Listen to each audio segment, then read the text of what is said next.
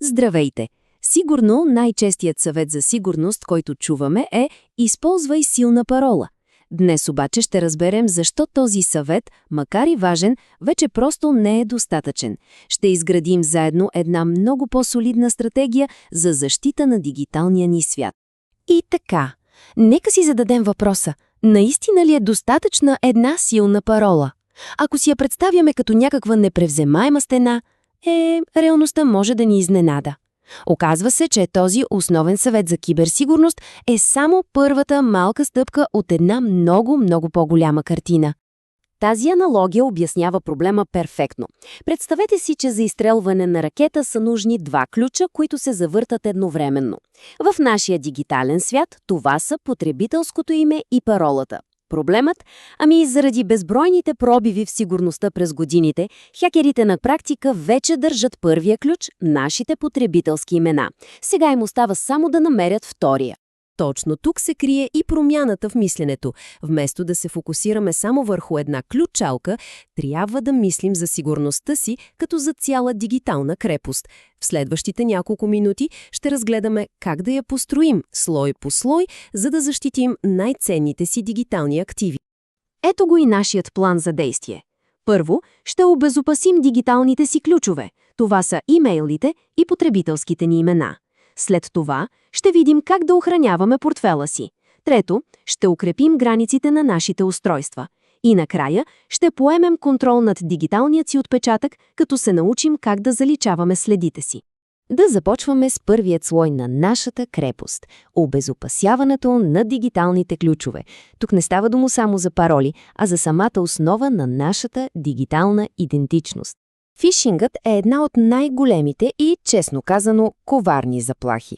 Хакерите стават все по-добри, изпращат имейли, които изглеждат напълно истински, уж за някаква специална отстъпка или проблем със сметка. Те разчитат на нашето доверие, за да си въведем данните, което може да доведе до източване на сметки и дори кражба на самоличност. И ето го първото ни мощно оръжие – разделянето на имейлите. Само си представете, получавате имейл уж от вашата банка, но на основния си публичен адрес. Веднага ще знаете, че е измама. Защо ли? Защото истинската ви банка ще комуникира с вас само и единствено пред специалния таен имейл. Това е толкова прост, но изключително ефективен начин да филтрираме почти всички заплахи. А най-хубавото е, че настройването е супер лесно. Първо, създавате си нов тайнен имейл. Най-добре е в услуга, която е фокусирана върху поверителността. Второ, влизате във всичките си важни финансови акаунти и просто сменяте имейла за контакт с новия. Това е. Този адрес се превръща във вашата тиха и абсолютно сигурна линия за комуникация. Добре, но нека не забравяме и втория ключ – потребителското име. Ако използваме едно и също име навсякъде, един пробив в някой малък сайт може да застраши всичките ни акаунти. Решението – уникални потребителски имена. Услуги като Hide My Email го правят автоматично. Но има един много лесен трик. Просто добавете плюс и името на сайта към имейла си. Например, моят имейл плюс netflix@email.com. Така, ако някога получите спам на този адрес, ще знаете кой точно е източникът на теча. Добре, преминаваме към втория слой на крепостта – охраната на дигитален ни портфел. Тук вече ще се фокусираме върху проактивни методи, с които да защитим парите и финансовата си информация. Това е малко стряскаща мисла, нали? Всеки път, когато плащаме с физическата си карта, ние на практика даваме на търговеца копия от ключа за банковата си сметка. Ако неговата система бъде пробита, нашите данни са изложени на огромен риск. За щастие, има много елегантно решение. И то се нарича токенизация. Това е съвременният начин за защита на финансовите ни данни. Вместо да се изпраща реалният номер на картата, телефонът генерира уникален, еднократен цифров токен само и единствено за тази конкретна транзакция. Разликата е, от небето до земята. Отляво виждаме стария, рисков метод, където номерът на картата се предава директно. Отдясно е сигурния метод – безконтактни плащания с Apple Pay или Google Pay. Тук се изпраща само еднократен токен. Реалните данни за картата никога не напускат телефон. Ето и друг изключително мощен, но често пренебрегван инструмент замразяването на кредитното досие. Мислете за това като за огромен катинар върху финансовата ви репутация. Докато досието е замразено, никой не може да изтегли нов кредит на ваше име. Просто е невъзможно. А когато ви потрябва, можете лесно и бързо да го размразите временно. Време е за третия слой на отбраната – да укрепим дигиталните си граници. Тук ще говорим за устройствата, които носим със себе си всеки ден и мрежите, към които се свързваме. Ето защо трябва да сме толкова внимателни с обществения Wi-Fi. Той е изключително уязвим за атаки тип човек по средата.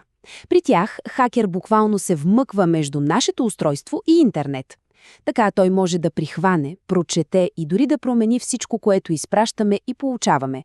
Пароли, съобщения, банкови данни, всичко. Добрата новина е, че имаме контрол.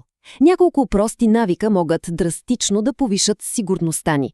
Да си изключваме Wi-Fi и Bluetooth, когато на ни трябват, е все едно да си заключваме прозорците у дома.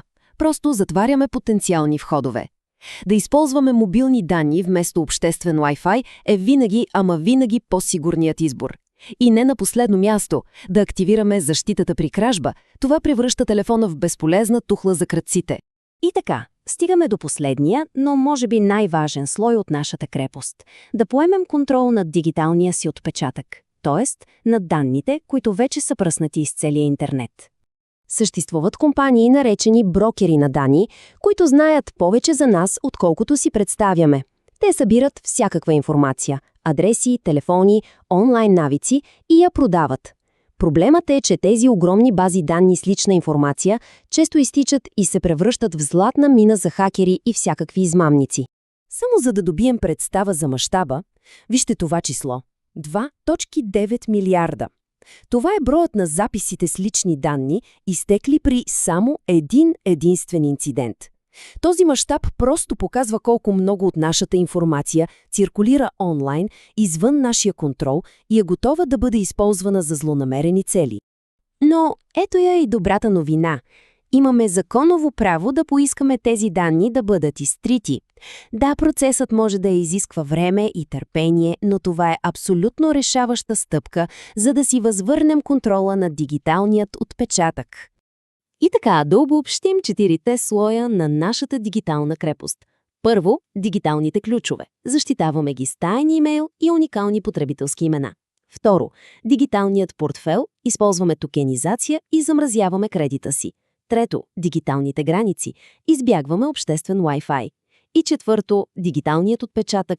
Изискваме данните ни да бъдат изтрити. Днес изградихме основите на една много по-сигурна дигитална стратегия. Заплахите обаче постоянно се развиват. Въпросът, с който искам да завършиме, е този от екрана. Коя ще е следващата стена, която трябва да изградим? Как ще се адаптираме към бъдещите предизвикателства? Благодаря ви за вниманието.